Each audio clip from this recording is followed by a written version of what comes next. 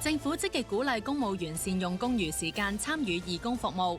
為咗表揚參與或推動義工服務有卓越表現嘅公務員義工隊同埋人員，公務員事務局自2024年起推出公務員義工嘉許計劃。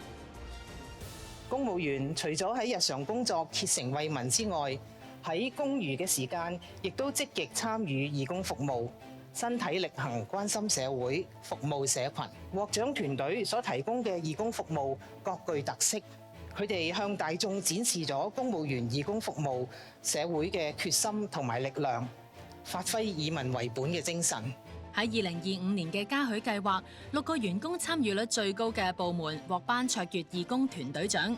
另外，有7隊義工隊獲頒優良義工服務獎，佢哋嘅服務別具特色，展現公務員積極與社區協作、善用創新科技同埋自身專長。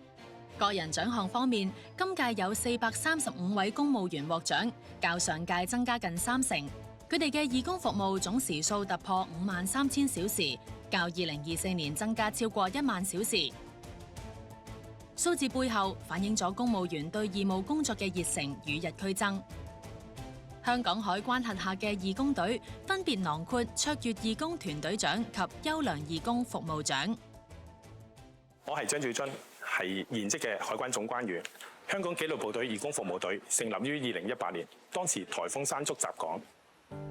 我哋當時號召我哋紀律部隊嘅同事，利用休班嘅時間清理冧樹及雜物，希望幫助香港市民盡快恢復正常生活。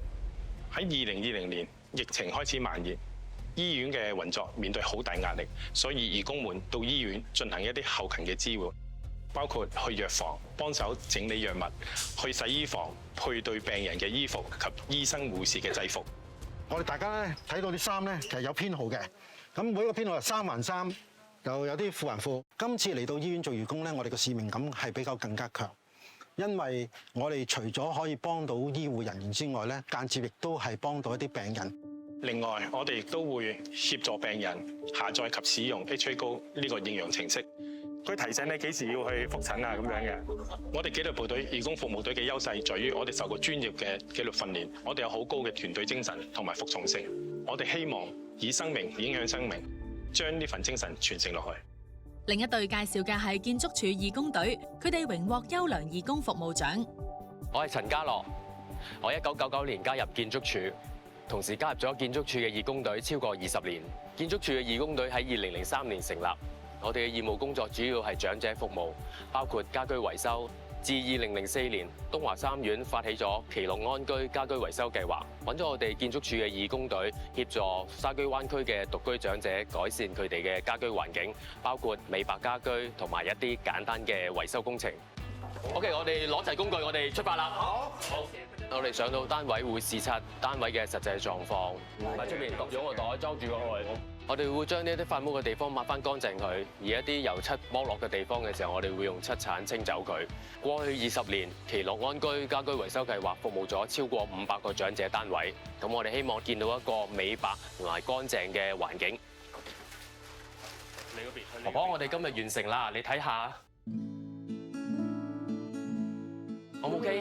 好靚啊！好多謝你哋啊！唔好客氣。瞓落張床度望到又係黑蒙蒙，而家光猛晒，所以好開心。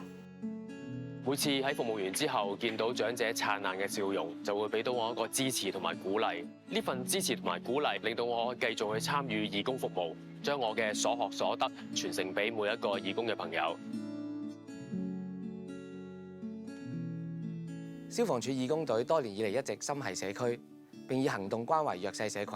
我哋將會繼續以生命影響生命，服務社區，構建和諧嘅社會。香港警務處寶石計劃獲得公務員事務局頒發嘅優良義工服務獎，背後係一班警察嘅義工對少數族裔青少年嘅真誠嘅關懷。我哋希望可以幫助佢哋融入社群，貢獻香港。薪火相傳，希望佢哋呢份精神感染更多公務員投身義工行列，讓公眾感受到公務員行善樂助、無私奉獻嘅一面。